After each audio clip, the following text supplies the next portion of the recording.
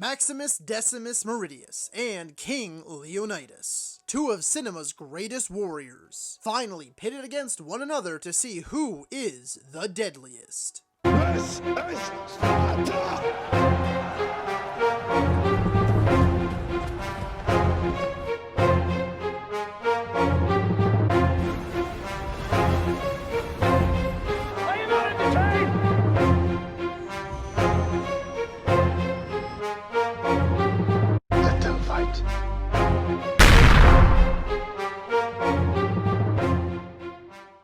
Hello ladies and gentlemen and movie lovers of all kind, and welcome to another Cinema Showdown. As always, I am your host, Brett Murphy, and for today's video it is going to be Maximus versus Leonidas.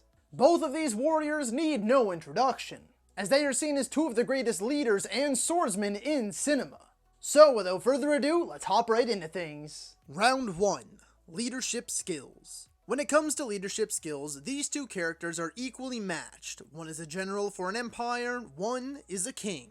Gladiator opens with Maximus preparing his final assault on the barbarian army, and then leading the charge against the enemies on horseback. The bloody battle sees the Roman Empire come out on top, and Maximus praised. After certain events in the film sees Maximus turn into a slave in the form of a gladiator, he must overcome his grief and sorrow and let his leadership skills shine through. He unites the gladiators in countless battles and leads them to victory over their opposers in the arena, much to the excitement of the Roman mob. Maximus has this unparalleled ability to bring people together, even those who could not be further apart.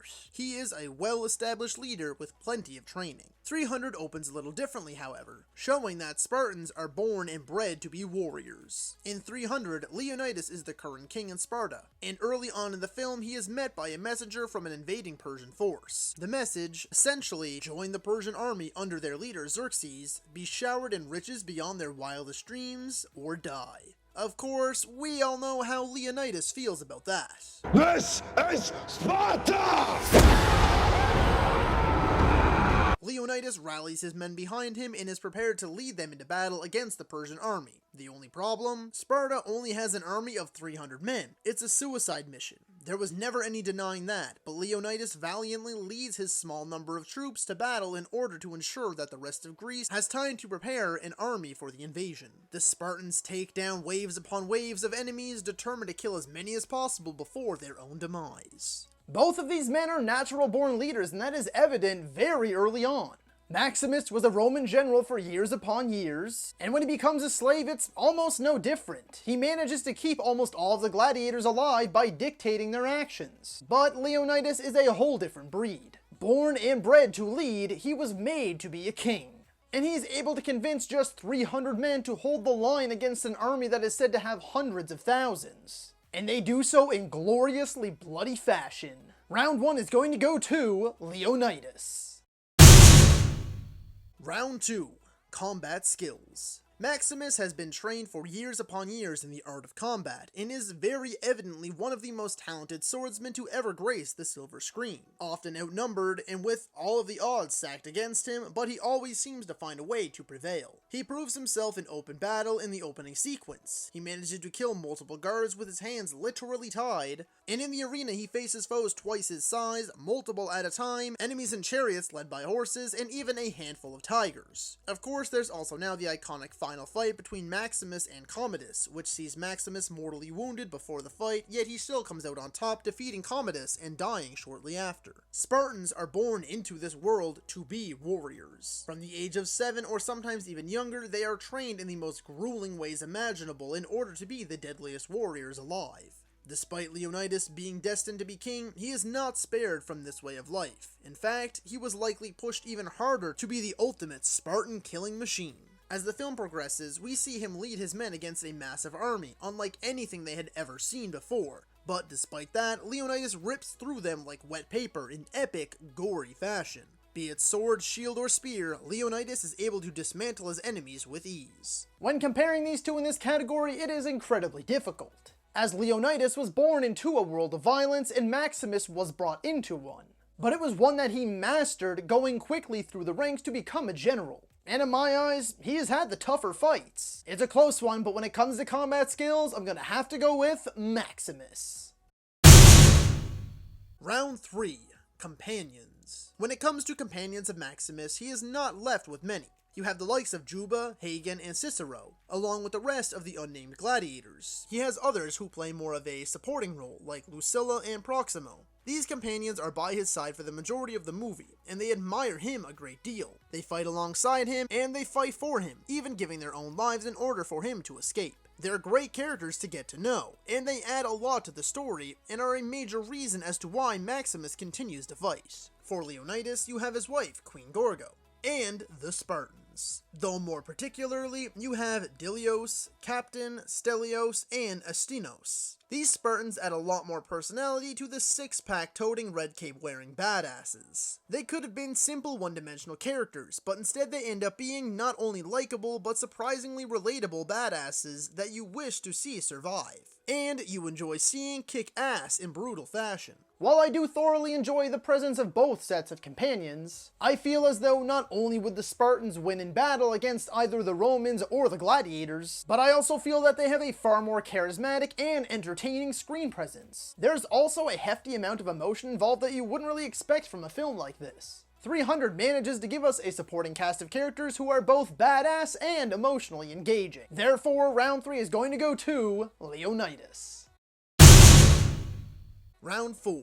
Villains. Throughout Gladiator, Maximus is primarily driven by one thing: his lust for revenge against Commodus, son of the former Caesar Marcus Aurelius. In the end, Commodus arranges a fight, one-on-one between himself and Maximus in the Colosseum in front of the Roman mob, who adore Maximus. But just before the fight, while Maximus is tied up, Commodus stabs him in the side, mortally wounding him before the fight. Nevertheless, he loses and Maximus obtains his long sought-after revenge. Commodus has to be one of the most hateful villains in cinematic history, and I mean that as a compliment. He is a little weasel, drunk on power, and his sole purpose is to have the love and admiration of the Roman people. Xerxes is the main villain of 300. He is the king of the Persians, and in this film he is portrayed as a sort of god, being massive in stature, covered in jewels and piercings, and having the power of the largest army under his boot. Xerxes is similar to Commodus in the sense that he is power hungry. He wants all to fall under his rule, and any who do not wish to bend the knee to him will be crushed by the power of his massive and relentless forces. Both of these villains are formidable foes for our main heroes, but in terms of character, Joaquin Phoenix portrays Commodus with grace. In one of his best performances. There's a lot of depth to Commodus and what drives him. While Xerxes is undoubtedly a force to be reckoned with, Commodus is the far more interesting and diverse character. Therefore, round 4 is going to go to Maximus.